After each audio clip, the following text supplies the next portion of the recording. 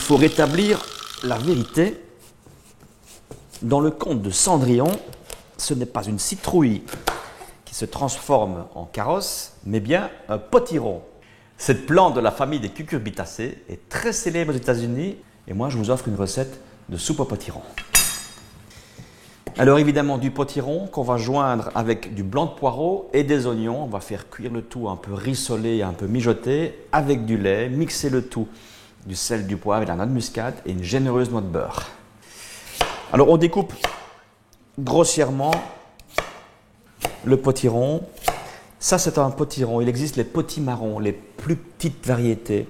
En début de saison, elles sont délicieuses. On n'a pas vraiment besoin de les éplucher. Ici, la peau est un peu plus dure, donc je vous conseille vraiment de l'éplucher avant de le cuire.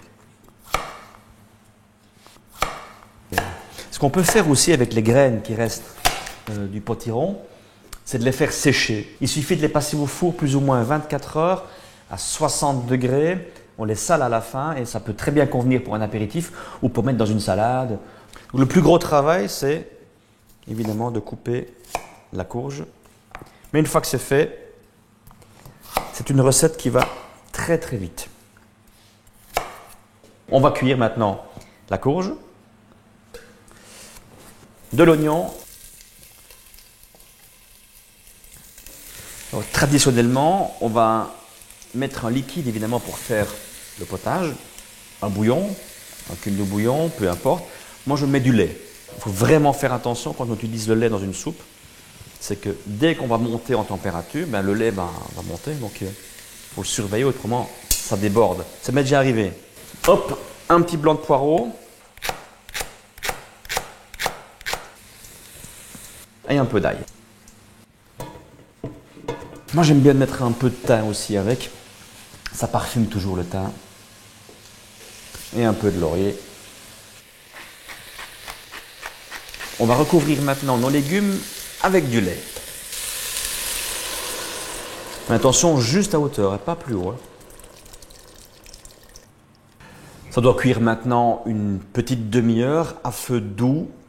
Ça nous laisse tout le temps de passer au côté ludique de la recette. Des sucettes de parmesan. Vous allez voir qu'en termes de décoration, c'est très sympa. Et en plus, c'est une recette que vous pourrez facilement utiliser en période de fête pour l'apéro.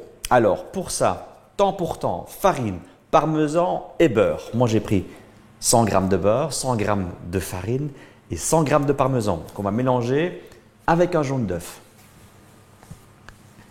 Pour ça, il faut avoir un beurre pommade, un beurre bien ramolli. Donc, il ne faut pas hésiter à le sortir une bonne heure avant.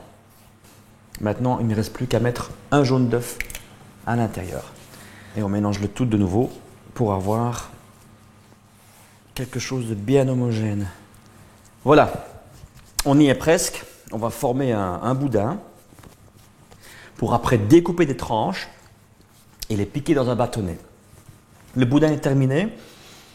Alors l'idéal, c'est de le laisser reposer un peu au frigo, dans un film alimentaire, une quinzaine de minutes. C'est juste pour avoir plus facile de le découper en tranches. Et on va venir piquer un bâtonnet à sucette au centre de la préparation. Comme ceci. C'est parti au four pour une dizaine de minutes à 180 degrés. Voilà, alors on va aller voir si les potirons sont bien compotés. Il suffit de prendre une cuillère et d'écraser.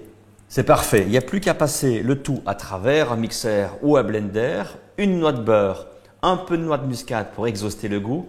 Et puis, il n'y a plus qu'à passer à table.